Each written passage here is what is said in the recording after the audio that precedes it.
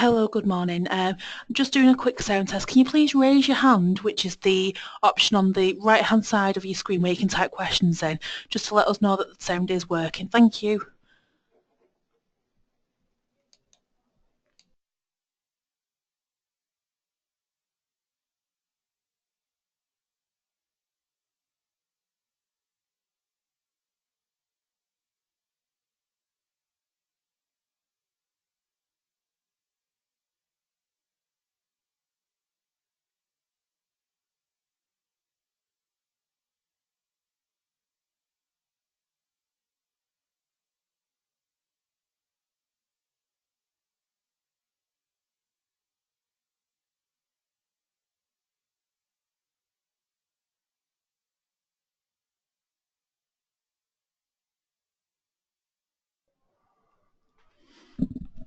Hello everybody and welcome to the Fire Safety Awareness webinar. I do apologise for the technical glitch which affected sound with some people, so we are going to start again.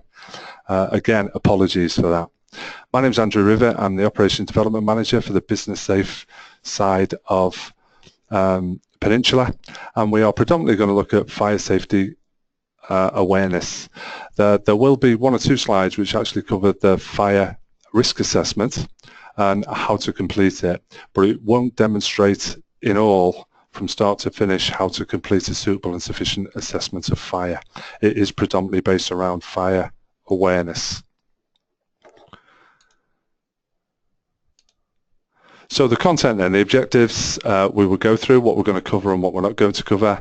We're going to do a brief introduction into some statistics with regards to consequential evidence of what a fire can result in, and so on and so forth. Legislation and legislative requirements. So we are going to look at the law, what the law requires us to do as owners of premises or occupiers of premises. We're going to look at the elements of fire, so how a fire starts and how it's sustained. We're also going to look at fire classification and the different types of extinguisher we use to deal with different classes of fire.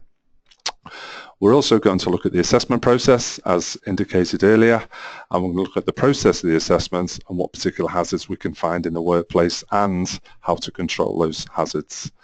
And all being well, towards the end of the seminar, we're actually going to identify what the role of the fire warden is, fire warden stroke fire marshal, whatever terminology we tend to use. And then we're going to summarise everything what has been covered towards the end of the presentation. So some statistical analysis from recent years. Fire causes about 2.5 billion worth of property damage each year, and problems we have industrially and commercially are once we've had a fire, it's difficult to recover from a fire. It's usually enough to finish an organisation. 90% of UK homes report to not having working smoke alarms, and as you're probably aware, local authority have had a particular purge on this over recent times, actually sending fire inspectors around UK homes to install some portable devices. On average, 350 people die in fires in the United Kingdom every day. That's the sort of grim side from some of the statistical analysis. And in 2013, there were 10,300 non-fatal casualties from fire in the UK. So the law, I think we'll start with the Regulatory Reform Fire Safety Order of 2005. And what this saw was radical change with regard to responsibilities. What predominantly happened pre-2005 was local fire authority would attend premises and they would certificate to say it was controlled to a level they were happy with. So there's a fire certificate placed generally on the wall for display. What happened in 2005, and one of the changes where the responsibility changed from fire authority to employer or owner of premises. And what that created was a responsibility to actually have a responsible person. And this person generally is the owner of the premises. It's usually something which is on the front of a fire risk assessment form, which actually identifies who the owner or the controller of the premises is. It also placed a demand for the responsible person to ensure that a fire risk assessment was conducted with relevant safety controls. Now, this doesn't mean that the responsible person is responsible for conducting the assessment. It means the responsible person is responsible for ensuring that the assessment is conducted. So the responsible person can get assistance from somebody who's competent.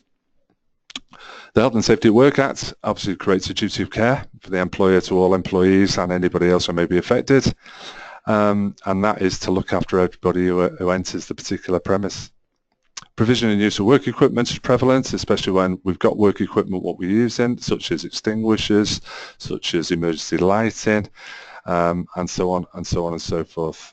And disease, dangerous substances, explosive atmosphere regulations, which generally covers dangerous substances such as solvents, such as gases, LPG is a favourite one, and some airborne dusts. So some of the requirements under the Regulatory Reform Fire Safety Order of 2005, emphasis on the control of the premises, as we previously said. It's generally the owner who is the responsible person, but it also includes things like ensure we have adequate fire alarms, an adequate way of raising the alarm, and a means of escape. It also places emphasis on emergency lighting to identify where designated routes of escape are. Firefighting equipment, to have firefighting equipment depending on what classification of fire we are at risk from.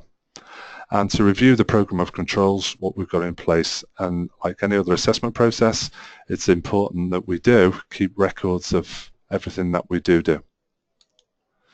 So fire and human behaviour, there's photographic evidence of what a fire could lead to. And this particular picture, which we've used, is a photograph of the Bradford football stadium disaster. And this was a catastrophic effect, and it was covered by the BBC. And the BBC were actually filming the football match at the time, which was a Bradford City football match. And the fire was started by a smouldering discarded cigarette, and there was a build-up of rubbish underneath the stand, which is predominantly timber-based.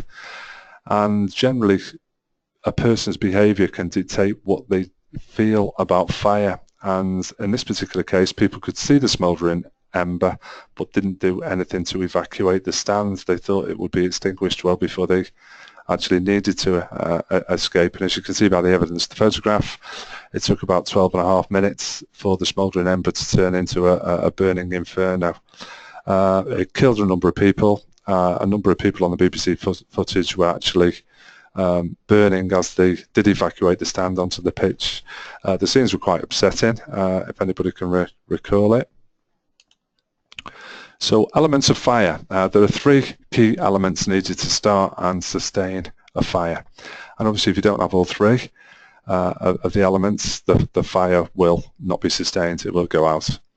The 3 elements are important. This is important on any induction training program that we actually discuss this with all of our employees, as it is an emergency procedure. So a fire will need oxygen, heat, which is usually described as a source of ignition, and fuel, which is our combustible materials. So generally speaking, the local fire authority will look at starbonate of oxygen to actually extinguish it. Under the fire risk assessment process, it would be good for us to actually isolate our source of ignition from our combustible materials, which would be probably the first step in the assessment process. As described earlier on, to extinguish it, the fire brigade will look at starbonate of oxygen. It's like us, it needs oxygen to survive. They'll look at cooling it, or we're looking at removing the fuel or separating and segregating. Elements of fire then. Oxygen sources in the workplace. It's not as simple as it's just a particular open window. We do, in today's modern world, have air conditioning systems or other modes of ventilation. Windows and doors we do, which create draft. We do have an awful lot of windows and doors in our workplaces. We also have oxygen tanks, diving cylinders, or medical gases, all systems of generating oxygen.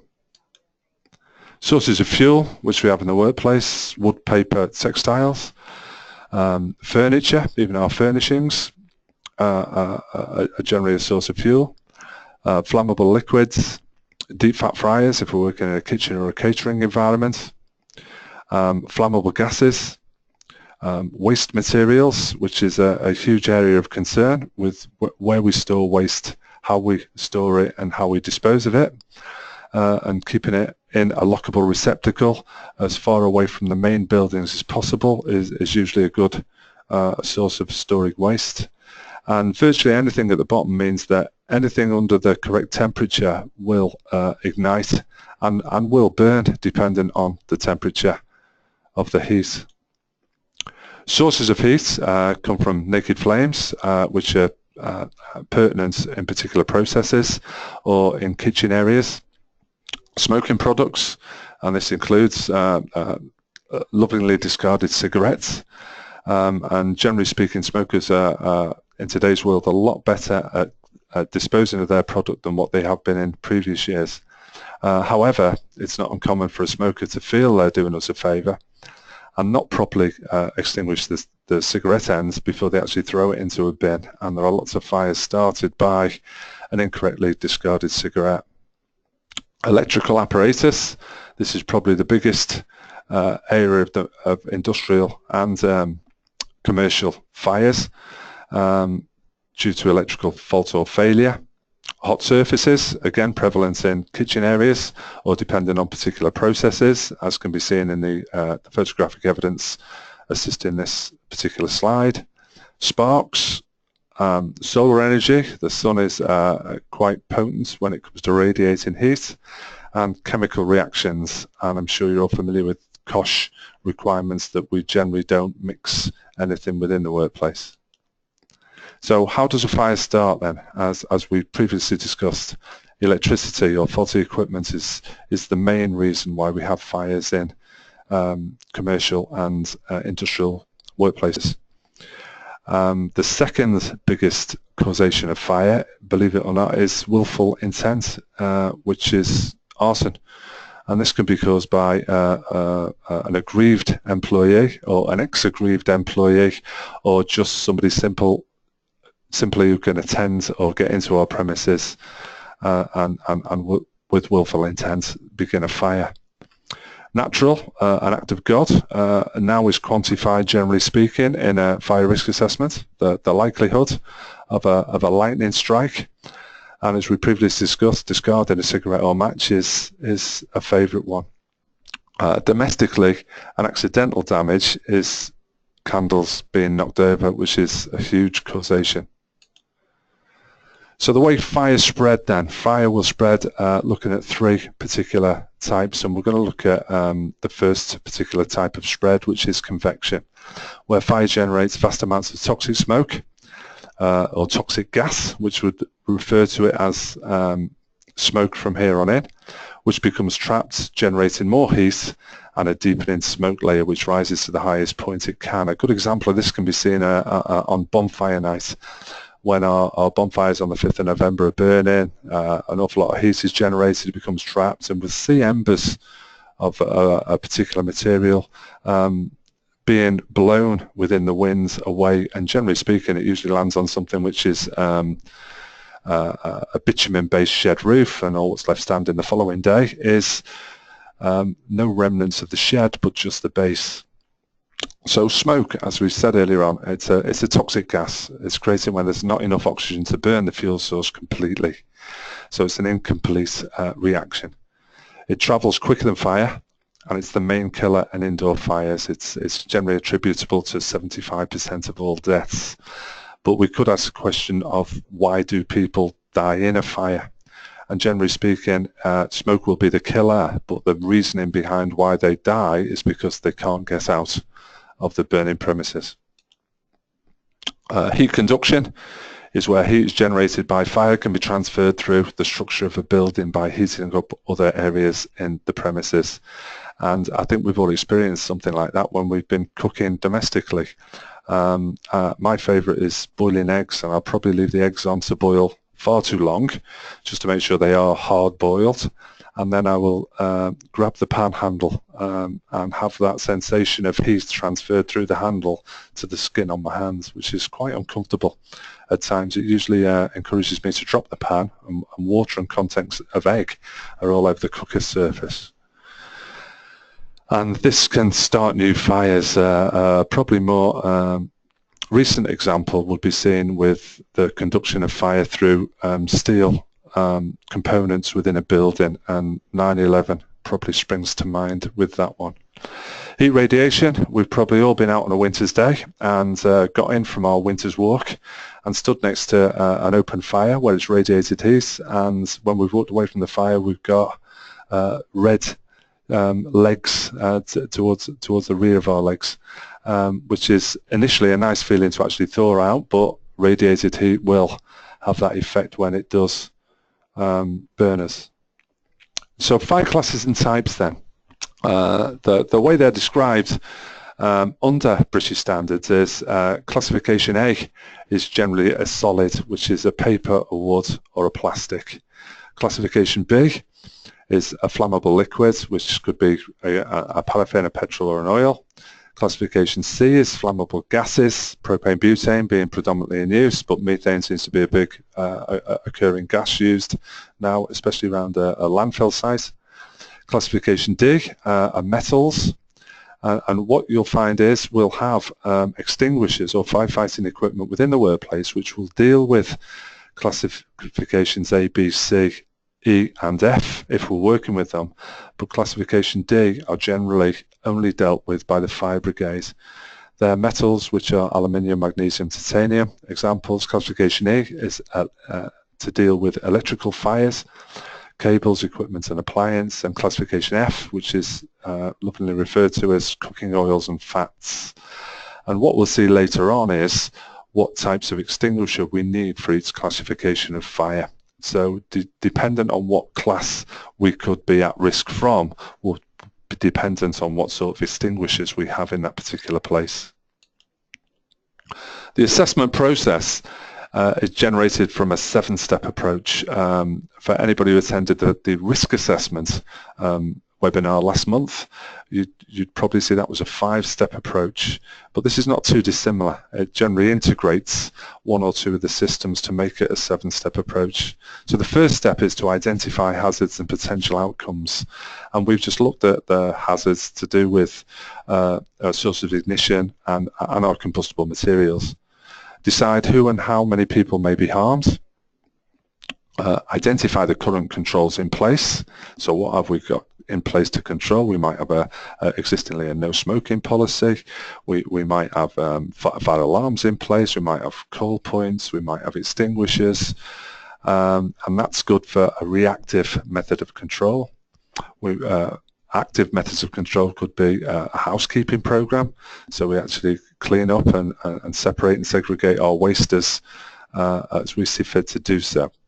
Evaluate the effectiveness of the current controls and implement what this does over a review period is gives us a chance to implement anything of furtherance which may be needed to control our particular risks. Then we need to record all our findings, just as the 5-step approach to risk assessment suggests we do, and on an annual basis, or when there is a significant change, we need to review and update the terms of the assessment. So the hazards pertinent to the risk assessments, there are flames and heat, the smoke or toxic gases given off, reduced oxygen, poor means of escape, and lifts. It says never use on the slide, but there are protective areas of lift shafts that if it is a protected shaft we can use it, but unless it's a protected area the recommendation would be not to use a lift. So some of the hazards which are now photographic, electrical hazards as we mentioned earlier on. When I was younger I remember a particular Christmas time, and the putting of the lights on the Christmas tree was something what we used to partake as children and adults as a family sort of gathering.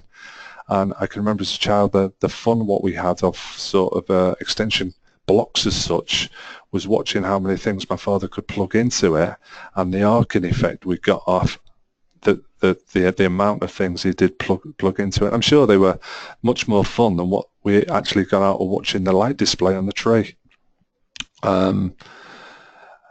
With extension cables, it would be pertinent to ensure that if we do have a 4-gang extension cable, that we only have 4 items of electricity plugged into that 4-gang adapter, if the adapter meets the required British standard. Please don't plug another extension into that 4th gang when we've got 3 other of the sockets covered, because what that does is just generally overheats the system, and it's a particular no-no when it comes to overloading circuits. Another favourite one what we see is a fire exit, and blockage storage is now optimum.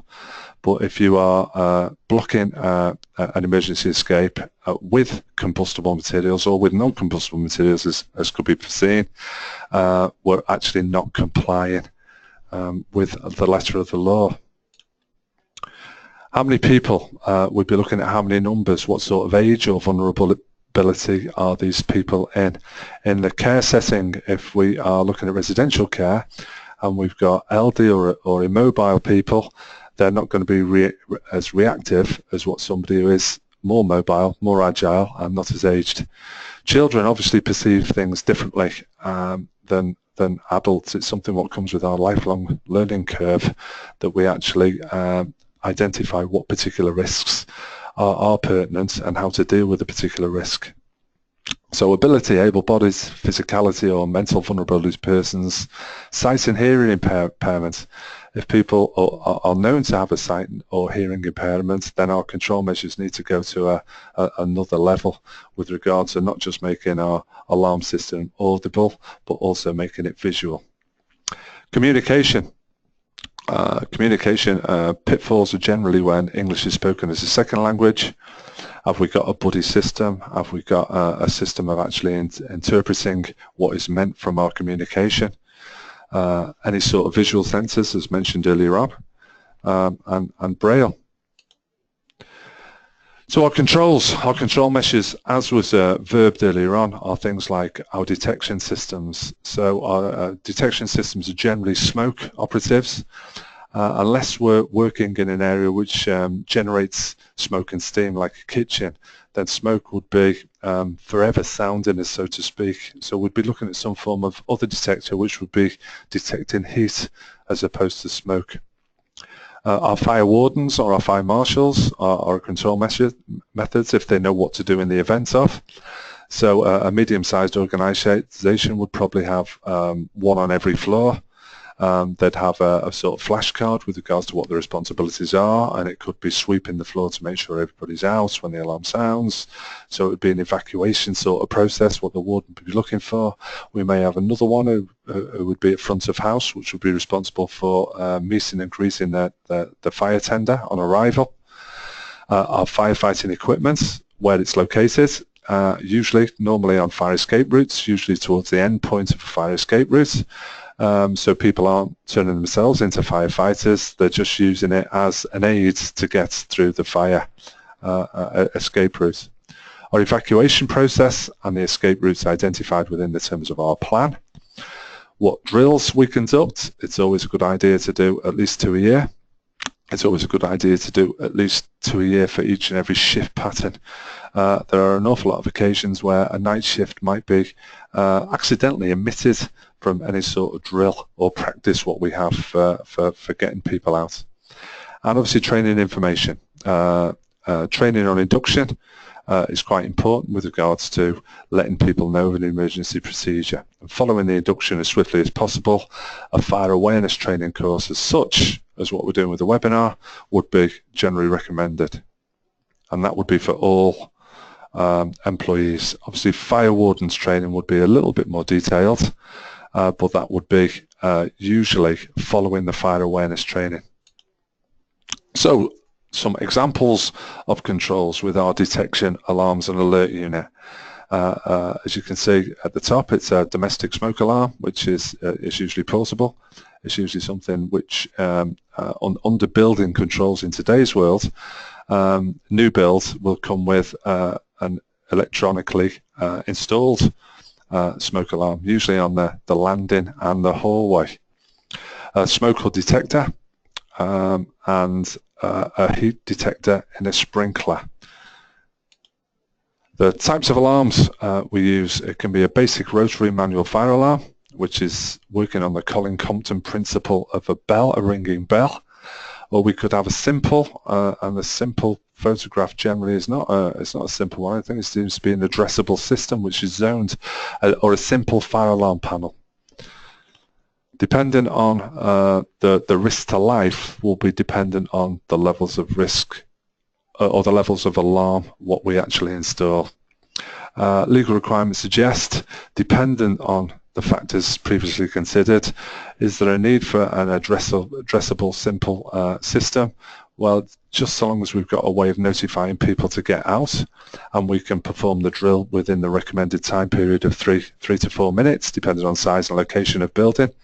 Generally speaking, that would be enough. But we're going to look at some servicing requirements with fire alarms a little bit later. So the types of alert methods: domestic fire alarm we've looked at, a basic rotary fire alarm we've looked at, a fire sounding horn. As I said, have we got an electronically installed alarm system, or have we got just a means of raising the alarm? And it can be something, just as long as everybody in the organisation can hear it, something as just raising the alarm by shouting fire, fire, fire. Fire escape and emergency plans. As you can see from the right hand side of this particular slide, there is a fire evacuation plan, which generally speaking is simple, and it's simple as it indicates where the person is, and it also indicates the desired route that they should follow. And the good thing about the plan is there's an alternative route to be followed as well, depending on size and location, or depending on whether an alternative route needs to be explored. And then there's the fire action notice, which generally speaking is statutory requirement and is usually at the front of most buildings. And it gives a 3 to 6 process of what to do in the event of discovering a fire. Controls, also fire escapes, so our escape route. Initially this is the middle door is our end of escape, our final route, which operates on a push bar. It is release, it's not locked, and it's adequately signed. The other two, the spiral and the horizontal hexagonal, are examples of external escapes. So fire escapes, there must be clear signage of the route. Generally speaking, these can create as much ambiguity if they're not correctly installed as what they do provide a service and a use. Emergency lighting, there are legal requirements or British standard requirements for testing and servicing of the emergency lighting system, and obviously these illuminate when electricity fails. Effective doors and mechanisms within the closures and fixings within a particular area of door. And we mentioned earlier on final exit, you generally speaking have a push bar mechanism. Fire signage, as you can see by pictorial evidence on the right hand side of the slide, a fire assembly point indicates through our escape route where we assemble at a safe muster point whilst we await the outcome of internal or external investigation to say whether it's risk-free to enter or whether it's going to be a prolonged assembly. The fire escape route, as previously identified, must be signed. Fire action notice on the previous slide was signed. Fire extinguishers, have a fire extinguisher sign above where they are located. Fire doors actually suggest they are a fire door. An alarm call point, as you can see by the bottom right hand corner, that's an alarm call point, and fire assembly point.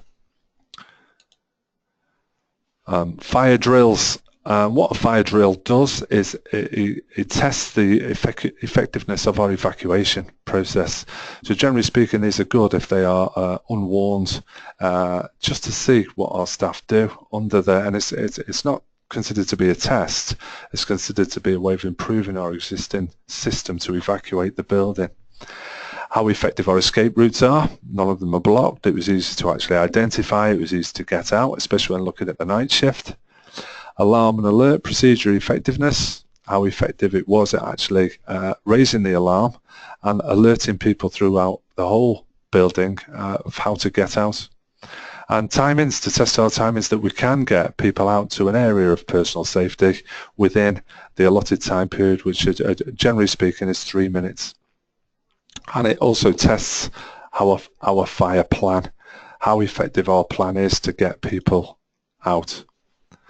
So as previously identified, classification we mentioned on A, B, C, D, E and F, and there are examples of firefighting extinguishers, what will deal with our particular classes. So for Class A, our solids, the water is a particular good source of extinguisher, but equally for Class A, powder is good, but it's also good for B, C and E, which are solids, liquids, gas and electrics.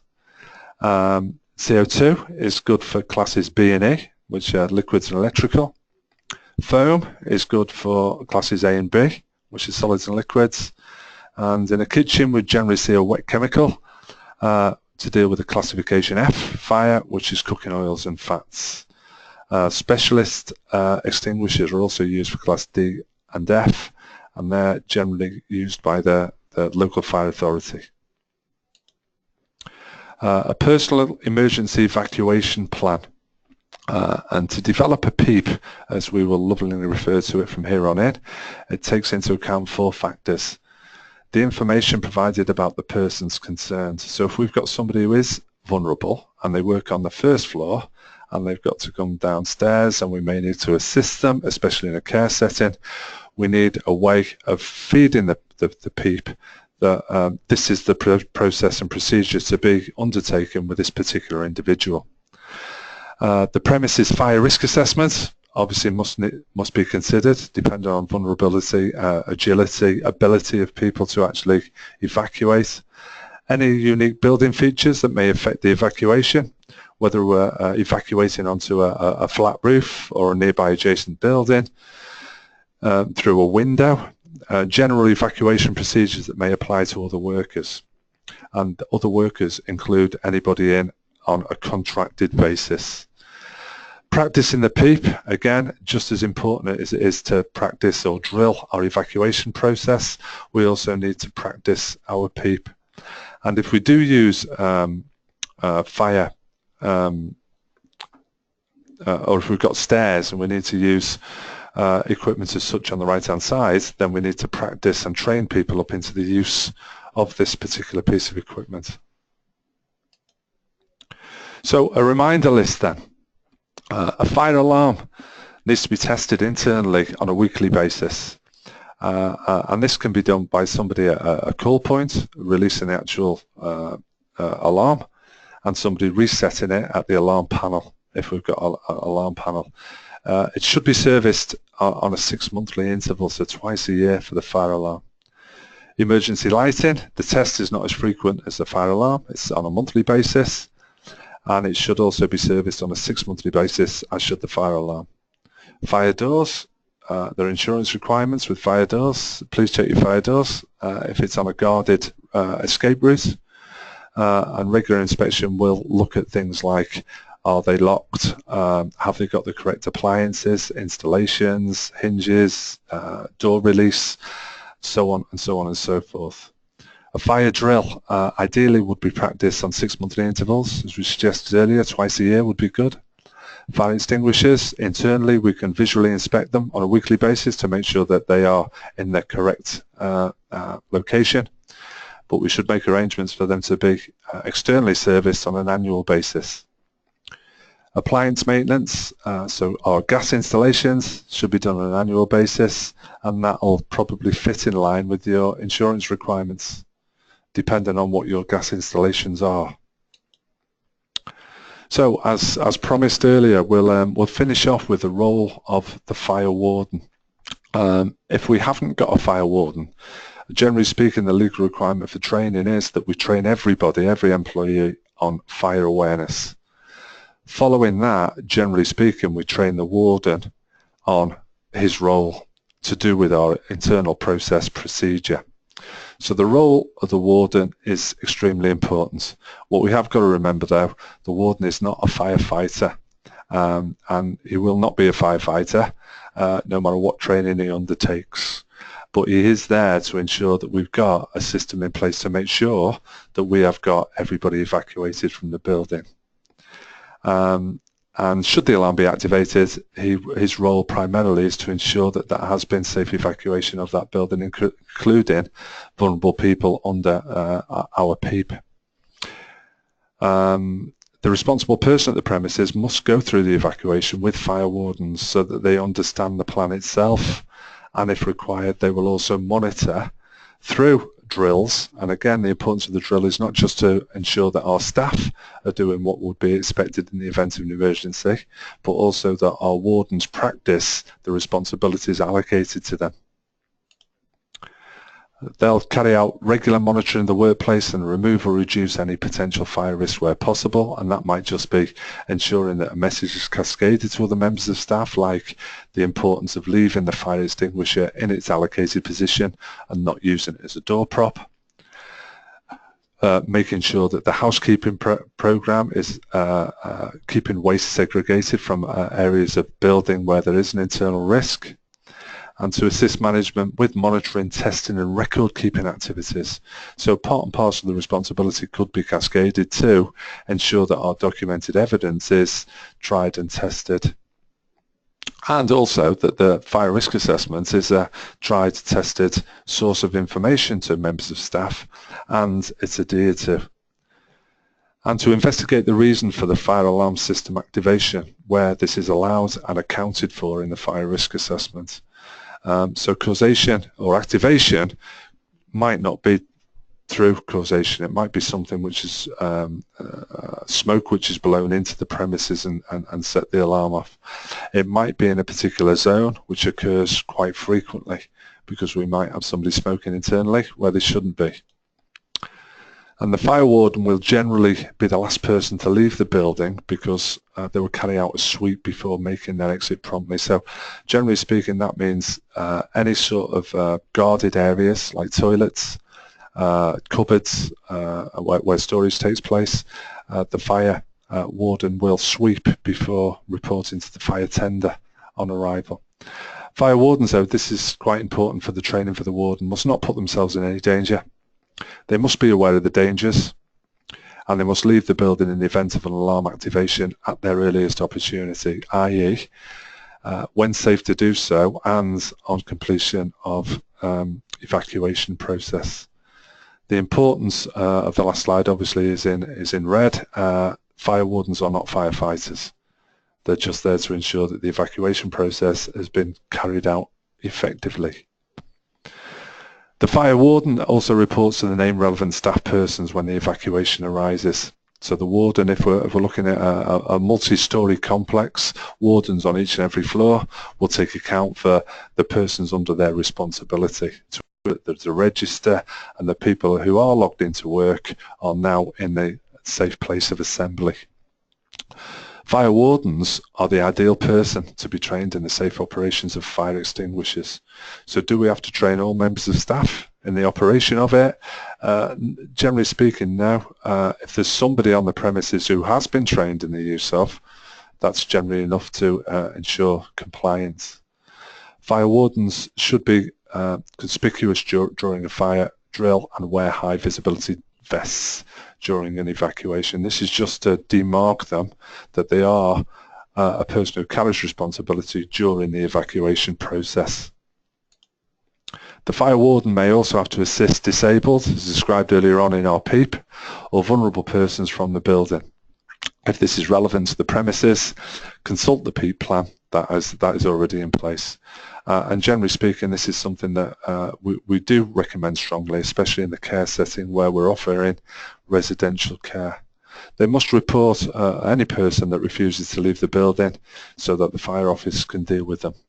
And we have had exceptions where fire officers have entered canteen areas in particular when there has been a fire generated by the kitchen, which is in close proximity to where the canteen is. Somebody's paid for the meal. They've refused to leave when the fire alarm's gone off. There has been an actual fire. Fortunately, the individual's been able to evacuate safely later, but not within the particular time specification.